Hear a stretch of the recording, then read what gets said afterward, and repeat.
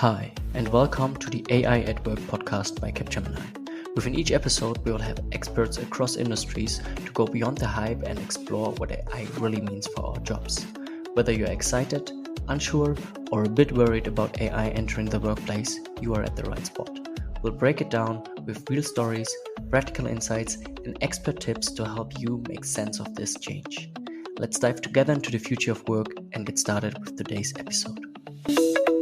Welcome back to the AI at Work podcast. My name is Jakob Teubert, and I've been working the past year on bringing AI to the enterprises.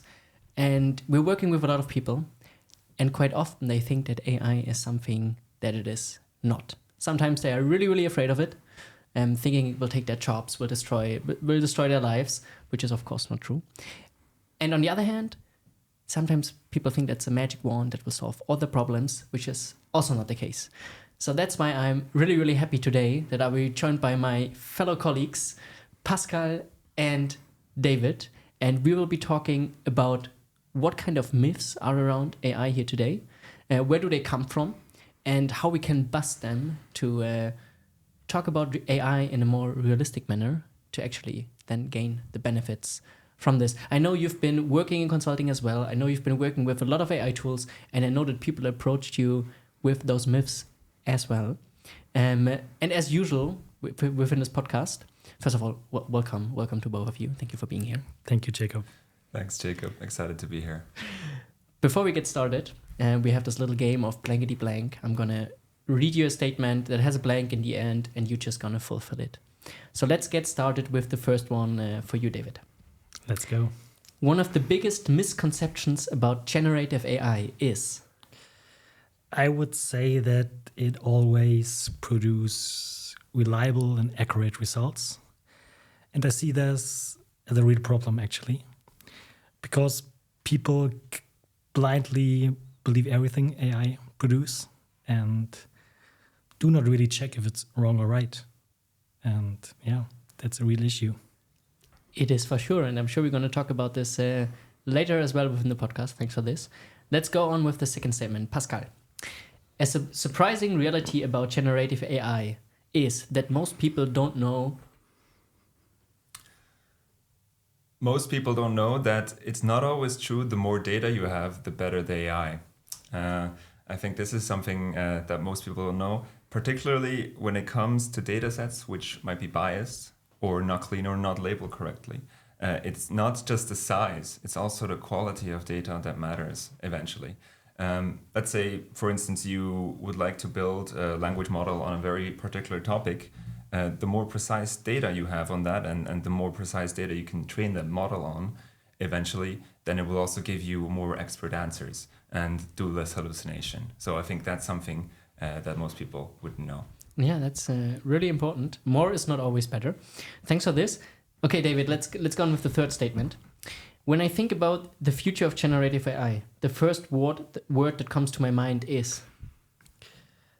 I would say empowering. Definitely empowering people, empowering business. It's kind of a toolbox, and when you get used to it, it's super effective. It can bring creativity to the next level. It can solve complex tasks, and yeah, it will increase kind of everything. Exciting times ahead. I'm looking forward to this empowered future. Coming to you, Pascal, with the last statement. Same one as for David. When you think about the future of generative AI, the first word comes to your mind that is? I think the first word is really change. Not just in efficiency gains and in how organizations work, but actually I think also social interactions in our free time, how we communicate with each other and how creativity can be viewed. I recently had an interesting conversation with my brother and he told me about that artists, they can leverage AI to actually do the parts of their work which they couldn't do in the past. So if they have something they want to produce, they want to code as well, the barrier to entry is way smaller. So there's way new avenues of creativity to explore.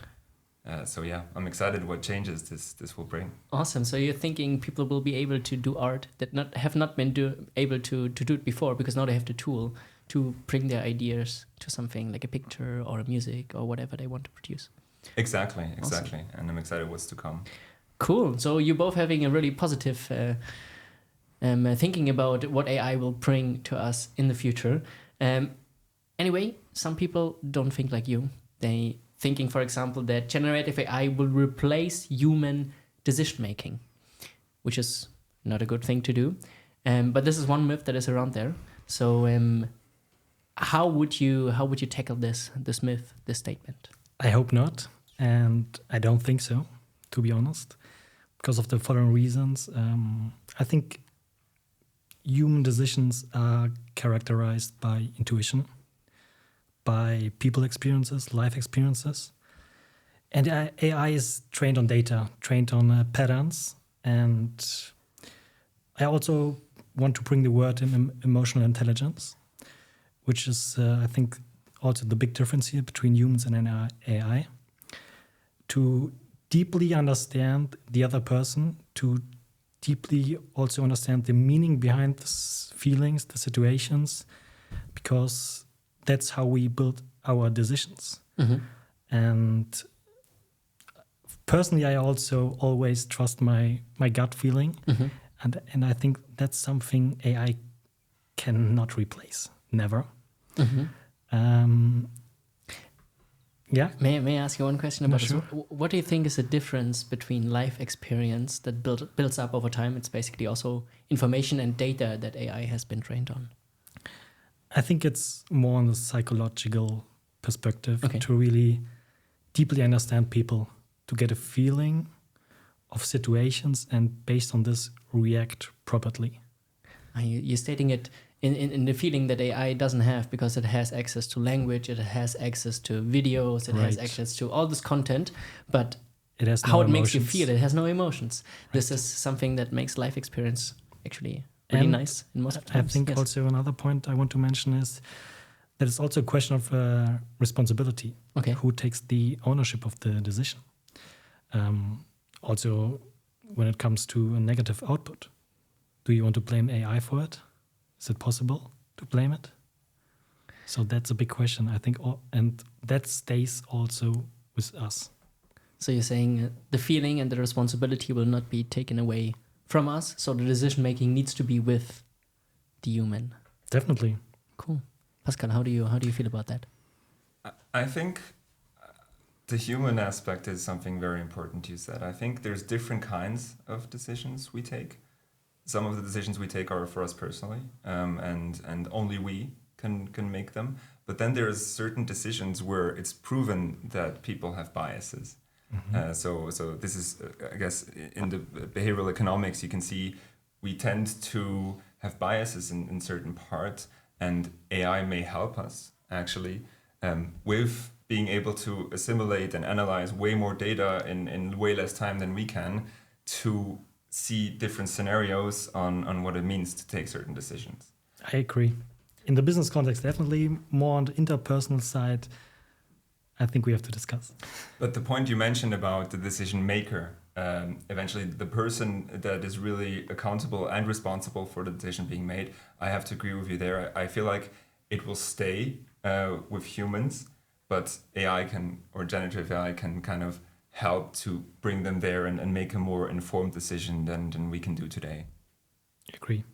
So you agree it's an informed helper, but how I get you from your statement is that you also think that in some context and for some decisions, AI will be better at making a decision, and maybe having a human in the loop is not good for the decision itself. Or did I got you wrong there?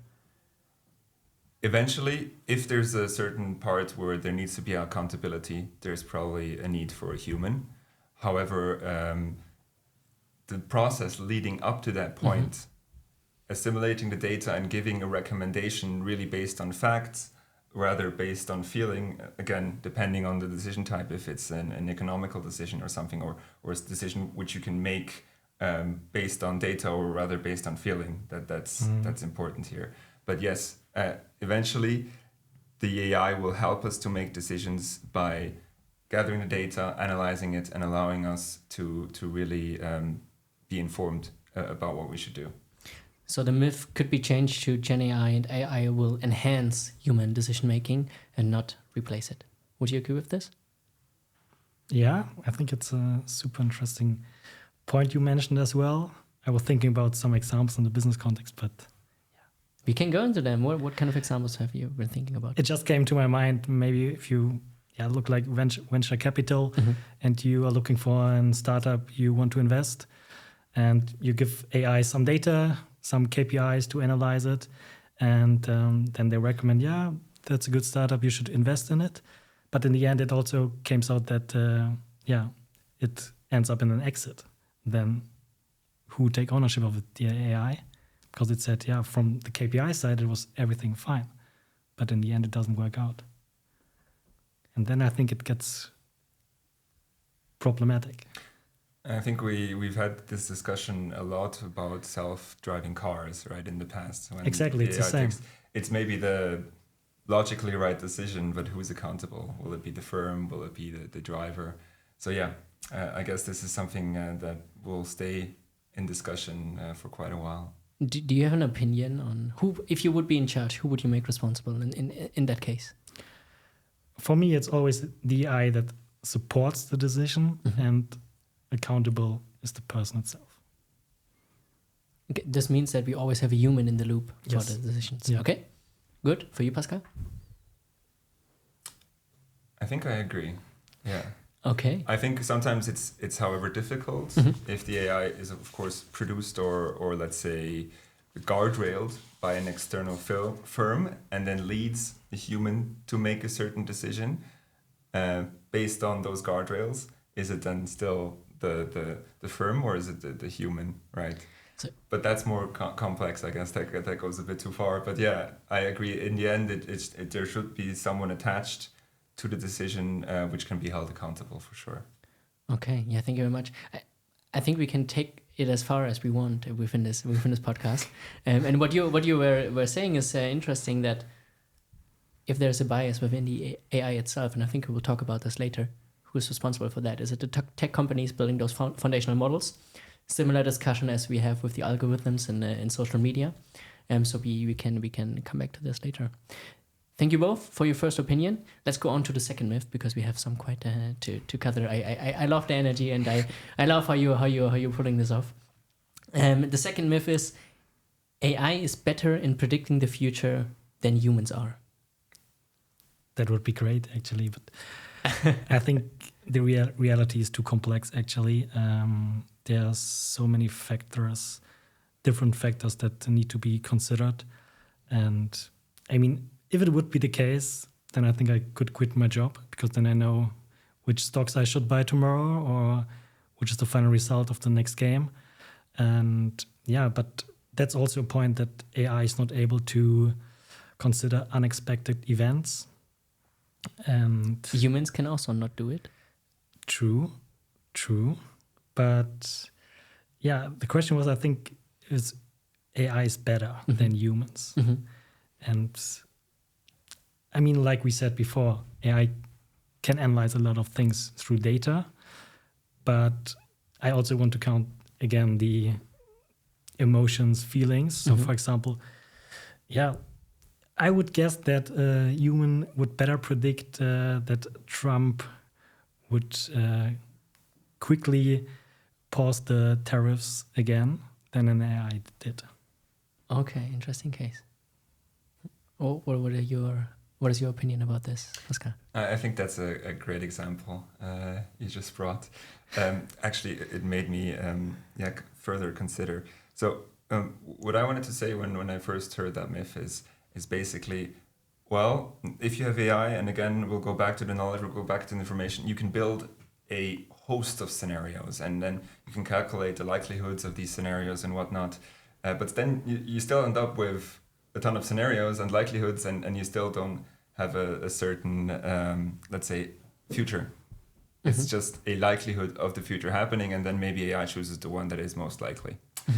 Or the one that is most likely with the inputs of the one you prefer as well, if it's about the decision you're making.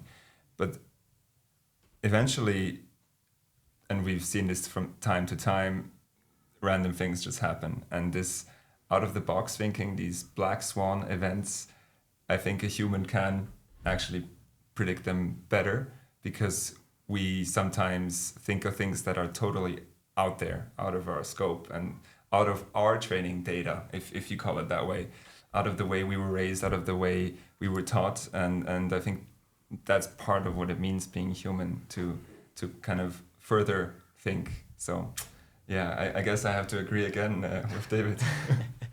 So you're thinking that humans are better in expecting the unexpected? Yes.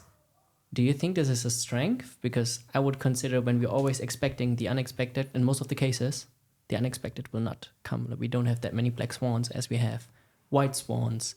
So AI will predict white swans coming up all the time, and it will be wrong in, I don't know, 0.1 percentage of the cases.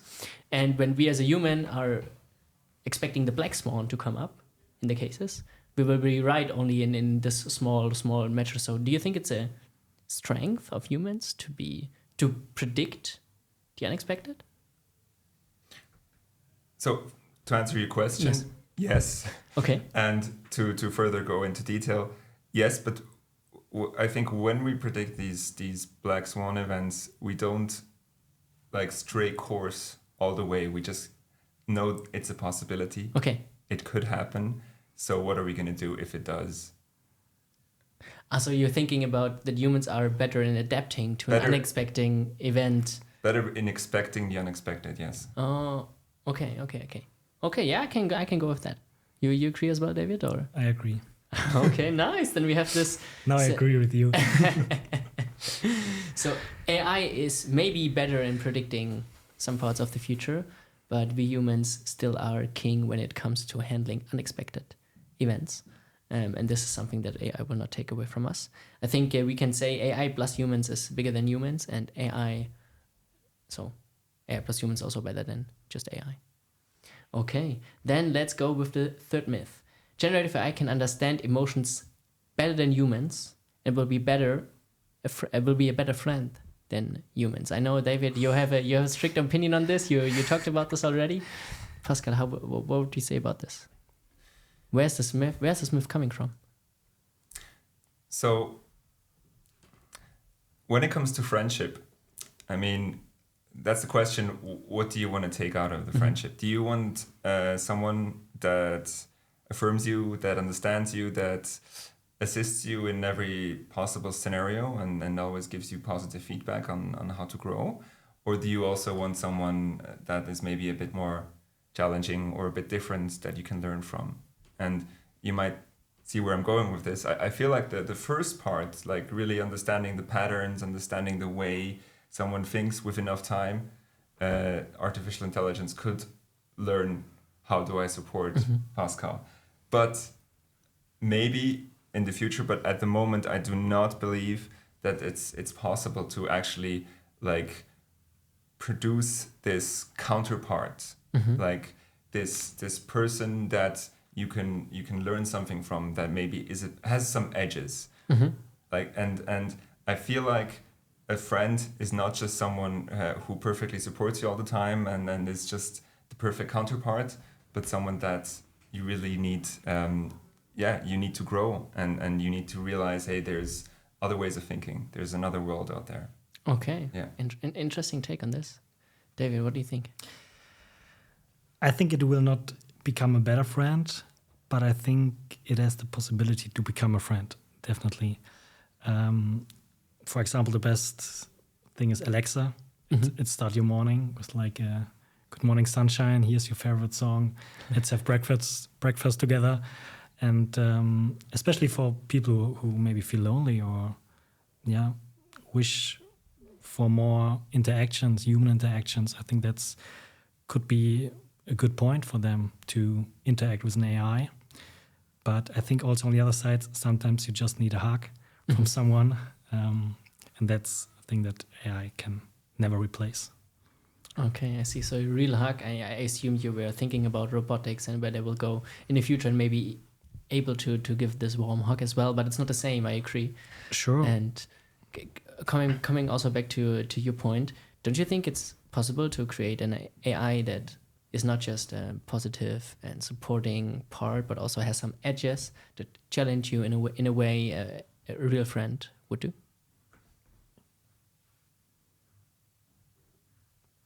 I guess that could be a possibility.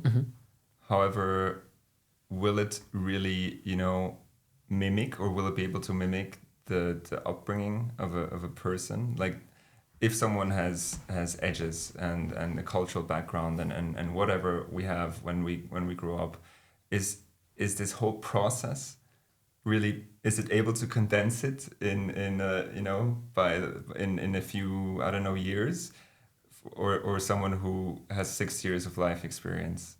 So that's, I don't know, but so I guess that would be my question back, right? If it's possible, then of course, but I feel like we have way more, or we have a lot to offer as humans at the moment.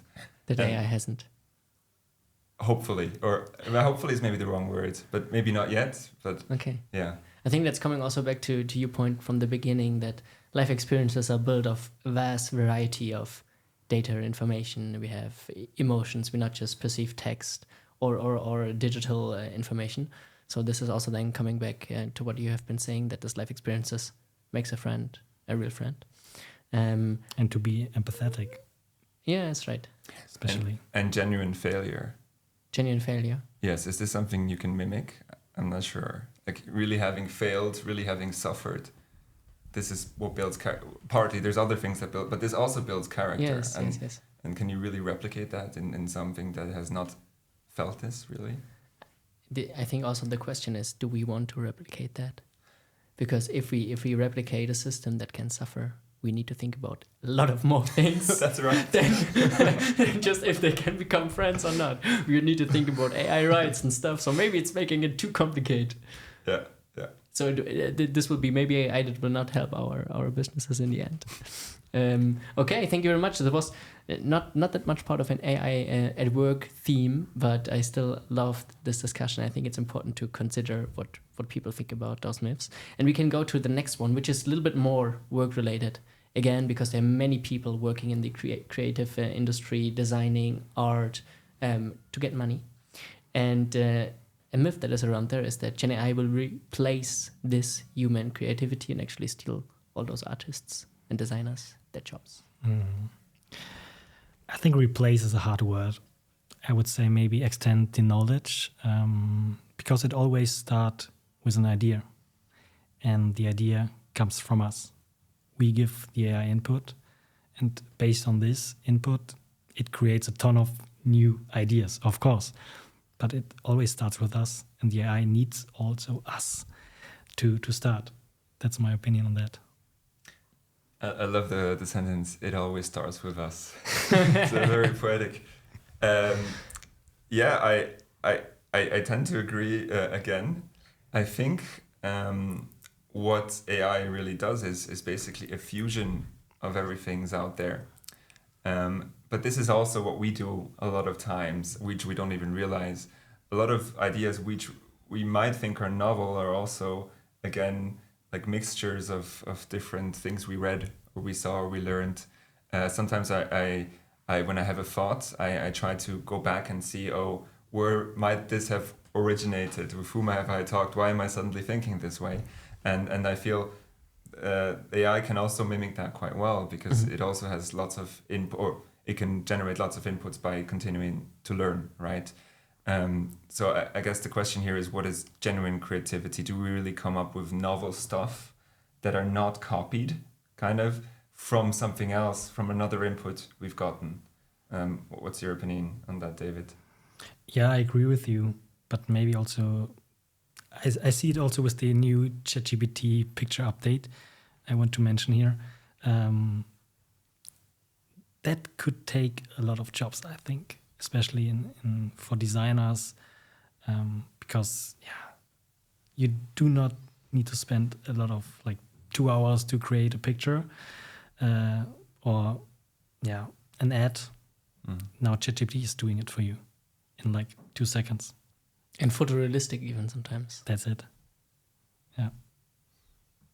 And I think the question is there something to human creativity that AI does not have? Is it more than just fusion, new ideas? So we will still need, when it starts with us, we still need this somewhere.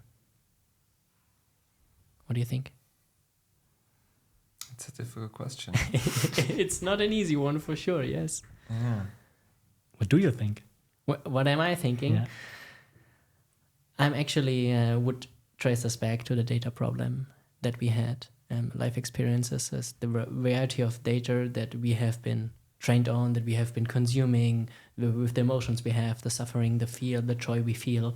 We have a lot of more data points, and a lot of the variety is much, much bigger. The diversity is much bigger than AI has. So I think we're still on the edge there, and we are far from digitalizing the hormone system, for example, to make computer feel something.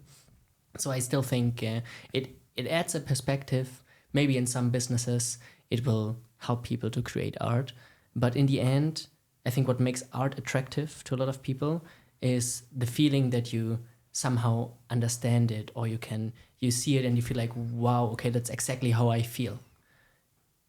And maybe AI will be able to mimic some parts of this, but I think this genuine feeling of, wow, I feel it, I feel how it is, will not be the same from AI created art than from humans. I agree.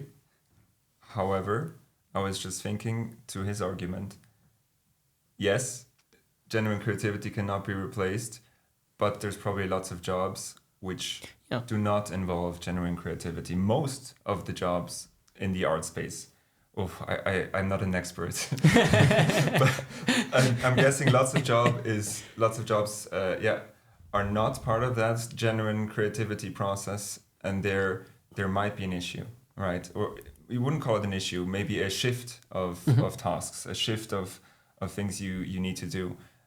So it will have an impact, even though it's not genuine creativity, because this fusion, this copying, this building something new from parts is also what most of us consider creativity, right?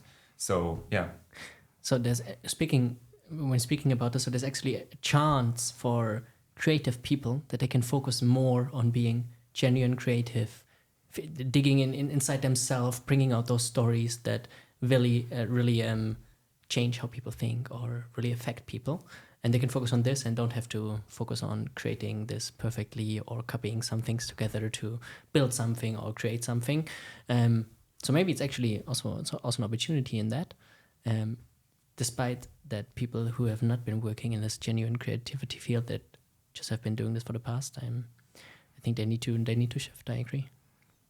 We could liken it akin to people working in an office not having to spend so much time writing emails, because they can like input their way they want to convey it, and it's done, right? So same forward, and maybe coming back to David, please. I just want to mention that I read a study like some months ago or a year ago that also AI will create more jobs than it will replace. Yeah. You think this will be the same in the creative sector? Oh, that's a good question. I think that sector could be more affected, I think. Okay. Yeah, we'll see. We'll see what happens. We don't know. But for sure is that AI is out there. Where people at work are going to use it. People in the creative sector are going to use it. I thank you very much for your opinion on this. We still have, I think, 4 controversial systems that we can go through quickly. But being considerate of time, we don't have that much time left, so maybe we cannot go that philosophical in it, but I love it. I'm sorry for that. Cool, let's go on with the next one. Generative AI can be used to create highly convincing fake content, such as deepfakes, which can be exploited for any bad purposes. And I would also not just hear your thoughts on this, but also how organizations can deal with this threat. I think it's a big problem, to be honest. I think it's important that organizations or agencies have to label it, that it's AI content, that people know what they are looking at, and So like a law that Spain has introduced, right, that you need to label any AI-produced content with it. Right. don't you think that and every article will then have this was partially created with AI? That's the point. That could be the case. I hope not. Then we have AI newsletters and newspapers and everything on the internet, I think. Oh, we have that already, no? Yeah, and I'm not sure. I think it's 80-20 maybe around. But of course it will become more. But I think also what is the perception of the consumers? Mm-hmm. Do they like it more when it's AI content, or is it more trustfully if it still comes from humans? Yeah, maybe there will be a market for human-only made products, similar that we see in the food industry with the bio label, or maybe there will be a human label at some point of time in art or in newspapers. Yeah, that's a good point. Yeah. But also to your statement, maybe some content is better if it's created by AI. Maybe if it's about statistics or certain points where it's really about facts. Mm-hmm. Could be. Let's come to the next one. The benefits of generative AI may be unevenly distributed. So economic inequalities will become bigger. This is a interesting one. I think it's a possibility, but it's really not dependent on AI itself. So I think AI is just another, let's say, revolution, and there will be benefits, there will be fruits to reap. The question is there a system in place where the fruits are like more evenly distributed, or is the system in place where everything goes up? And I think this will be the deciding factor. So there will be like a gain through AI, but dependent on how the system is set up, it will be evenly or not evenly distributed. And when you're in Switzerland, what do you think about the system in Switzerland? Is it set up for that? This is getting political. Do you have I think when you think about AI and all those questions and statements, politics need to be in place as well, right? Yeah, that's true. I think in Switzerland we have the luxury to actually also gain benefits for everyone. So I think it's called the Gini coefficient is quite good for Switzerland, and I think this is in direct correlation. So this coefficient is in direct correlation to where AI will actually create the most benefit, because it's where again the fruits of the labor is split more evenly. Yeah. What do you think, David? Hard question, I think. I mean, of course, it starts with politics. They're also doing a lot of investments there, especially great area of Zurich. That's kind of an AI hub and becomes even more popular. A lot of AI companies settle down to Zurich. And what is a good thing? And I think it benefits all of us, the society. Let's see, where does it brings us? So we will see in the future if it increases inequality or will help other people to catch up. I think it's an ask of how we're going to distribute the skills around that and who is investing in it. We see a lot of organizations already investing in it, upskilling their people. I'm not sure how it is with states and schools, but for sure it's a topic there. This is something that we can maybe come back to this table and discuss in a broader audience, because then it's not just us consultants involved and the industry involved, but also people from politics. So thank you very much. To round this up, we've been talking about many of those myths. When we're bringing this now back to the AI at Work podcast theme that we have within this series. And I think it's important to think about those things, because when you're implementing AI as an organization, your people, they hear about this, they have those questions in mind, so you need to give them some room to discuss them, ask their questions, to make sure that those myths are not creating any resistancies that lead to an use of AI that is not in a good way. And I think we've discussed that there are many risks in place and people need to be aware of them to act positively. Maybe one question to make this very practical in the end. How are you using AI, and how do you see those myths coming to your minds when you've been using it? Do you think about every sentence you take from ChatGPT if there's bias included, or how do you deal with that and how you use AI? Should I start? Sure. I use it, every day, to be honest, because it makes me more productive and effective. If I think about everything that AI gives me, I don't think so, to be honest. A lot of times, yes, but sometimes it's just easy prompts like summarize this or write an email, so you don't have to think about it really, and you can be sure that it will be a good quality. But I think when it's really becomes serious stuff, it's important to check it, definitely. Okay, so you're writing emails with that summarizing content, and depending on the importance, you check it or not. How is it with you, Pascal? For me, it's the magic of AI really comes into two parts. The first thing is similar to David. Like, I love to just plot down my email or my Teams message and just let AI run over it to correct it. And for me, that saves a lot of time because I don't have to think. I can just blurb my thoughts on the PC. So that's the first part, and this is saving me a lot of time.